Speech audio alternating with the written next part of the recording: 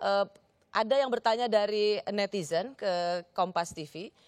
Tolong tanyakan Mbak, kenapa BPJS naik saat ada bencana COVID? Mungkin ini perlu dijawab juga, Bu Ani. Sebetulnya kalau kita lihat baik Perpresnya ya, adalah pertama kita waktu membuat Perpres yang kemudian dibuat oleh Mahkamah Agung, maka ada pasal yang dibatalkan. Pasal yang dibatalkan itu adalah pasal untuk para peserta mandiri yang bukan penerima upah.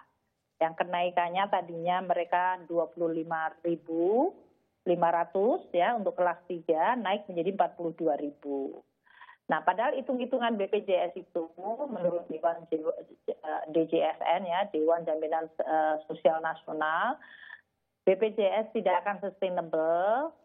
Tentu ada banyak hal. Salah satunya tarif, tapi masalah referral, masalah manajemen segala macam diimprove berdasarkan audit dari BPKP yang kita lakukan waktu itu. Nah, untuk tarif ini karena dibatalkan oleh Mahkamah Agung, maka kita membuat Perpres baru, gitu kan. Kalau kelas 3, kan orang kemudian mengatakan ya dia kenapa nggak disamakan dengan orang miskin? Orang miskin itu dibayar pemerintah, Rosi.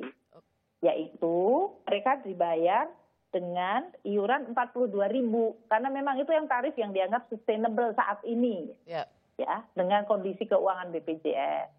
Makanya kalau orang miskin 42.000 tapi sekarang adalah para peserta mandiri yang bukan penerima itu bayarnya 25.500, ya perbedaannya itu disubsidi oleh pemerintah.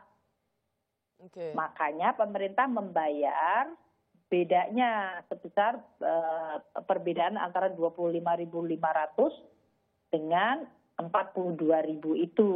Nah, kalau itu ditaruh di dalam Perpres, jadi artinya yang PBPU yang kelas 3 tetap sama. Nah, kemudian orang bilang, loh tapi kelas 2 dan kelas 3, kelas 1 kan naik. Yang kelas 1, kelas 2-nya itu adalah orang-orang kan bisa di kelas 1, kelas 2 kan berarti mereka mampu. Iya.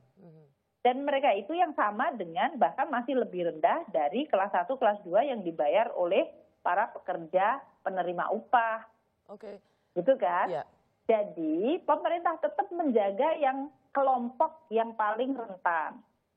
Jadi orang miskin dibayar pemerintah, tapi yang para pekerja mandiri karena mereka bilang nggak minta supaya nggak naik tahun ini, ya udah nggak naik 25.500. Ya.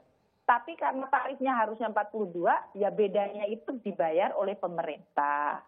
Itu yang kita lakukan. Tahun depan subsidinya nggak diturunkan sedikit. Karena ini kan namanya kegotong royongan. Jadi itu yang kita lakukan. Karena tahun ini COVID, ya sudah yang kelas 3 tetap. Nanti kalau orang-orang bilang, loh saya kelas 2 sama kelas 1 naik, ya kalau nggak kuat kelas 2, kelas 1 turun aja ke kelas 3 di 25.500, gitu kan? Karena memang yang jadi kontroversi yang disorot adalah kan sudah dibatalkan oleh Mahkamah Agung. Kenapa kok malah dinaikkan oleh pemerintah? Itu yang jadi kontroversinya, Bu Ani. Loh, dibatalkan ya tetap kita restore tetap sama yang untuk kelas 3 itu. Yaitu bahwa dia tetap aja, dia tidak naik. Gitu kan? Jadi kita menghormati yang disampaikan. Meskipun kan kalau dari sisi pemerintah, kita berhadapan dengan di satu sisi membantu kelompok yang rentan, di satu sisi adalah BPJS harus sustainable. Ya, harus karena kemudian juga. Kalau dia nggak bayar rumah sakit seperti yang terjadi selama ini, rumah sakit nggak dibayar, lama-lama nggak akan ada services kepada masyarakat juga. Jadi itu yang kemudian ya udah kalau begitu kita berikan subsidi untuk tahun ini bagi kelompok yang kemarin dibatalkan oleh Mahkamah Agung. Dan kita juga sama Mahkamah Agung juga akan sampaikan, loh ini masalah sustainabilitas dari sistem gitu.